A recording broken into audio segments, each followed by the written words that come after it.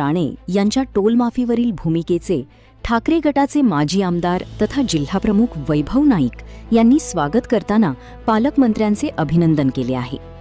सिंधुदुर्गवासियांना जर टोलमाफी मिळाली तर सिंधुदुर्ग जिल्हावासीय आंदोलन का करतील?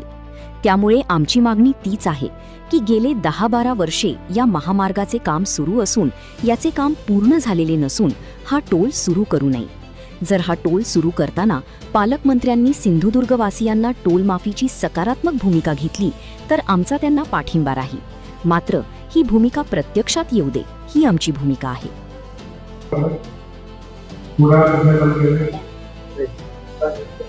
पालकमंत्री नितेश राणे यांनी टोल संदर्भात जी भूमिका घेतली आहे त्या भूमिकेचं स्वागत करतो आणि पालकमंत्र्यांचं मनापासून अभिनंदन करतो।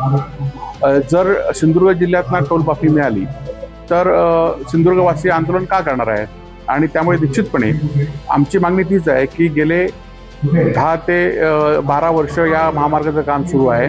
अनेक अपघात झालेत आणि अजूनही मुंबई गोवा मार्ग पूर्ण झाला नाही आहे। त्यामुळे हा टोल नाका सुरू करू नये आणि त्याचबरोबर हा टोल नाका सुरू करताना जर पालकमंत्र्यांनी जर सकारात्मक भूमिका घेतली की टोल माफीची सिंधुदुर्गवासियांना तर आमचा त्यांना पाठिंबा राहील आणि ही भूमिका जी घेतली आहे ती मात्र प्रत्यक्षात येऊन देत एवढीच अपेक्षा आमची आहे।